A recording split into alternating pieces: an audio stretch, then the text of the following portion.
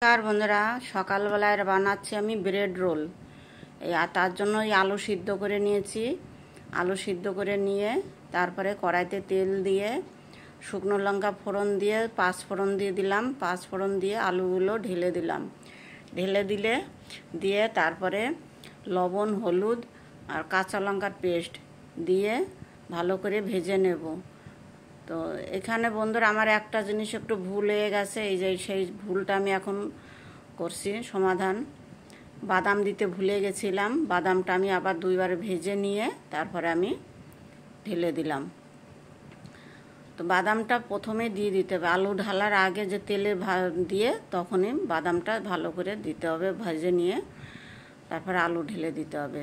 দিয়ে দিলাম একটু চিনিটা দিয়ে কিছুক্ষণ ভাজা করতে হবে। করে নিয়ে আমি ঢেলে নিলাম।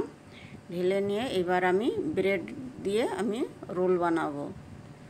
দেখুন বন্ধুরা, সুন্দর হয়েছে মশলাটা।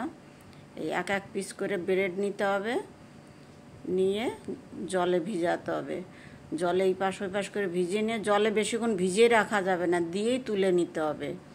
তুলে নিয়ে ভালো করে চেপে নিয়ে জলটা ফেলে দিতে হবে। ফেলে দিয়ে তারপরে ধীরে ধীরে এবার ওটাকে ব্রেডটাকে খুলে ভাঁজটা তারপরে মশলাটা ভরতে হবে। ভরে নিয়ে তারপর ভালো করে রোল বানাতে বলের মতো তৈরি করতে হবে।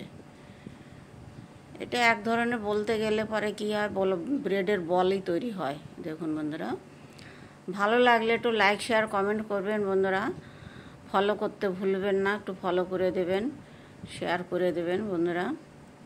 এক এক করে আমি তেলের মধ্যে ছেড়ে দিলাম। দিয়ে এবার এটাকে লাল লাল করে ভাজা করতে হবে, বেশ সুন্দর কড়া দিতে হবে। এই যে হয়ে গেছে ভাজা। এবার একটু তুলে নেব। তুলে নিয়ে সকালবেলায় চায়ের সঙ্গে খুব সুন্দর টেস্ট, সকালে হোক বিকালে হোক চায়ের সঙ্গে খুবই ভালো লাগে খেতে। একবার হলো বানিয়ে খেয়ে দেখবেন। হয়ে গেছে। আমার প্রতিদেব এখন খেয়ে কাজে বেরোবে। সকালবেলা সসের সঙ্গে দিয়েছি। ওনার চাটা আগে খাওয়া হয়ে গেছিলো, যার জন্য চা দেয়নি, সসের সঙ্গে খাবে।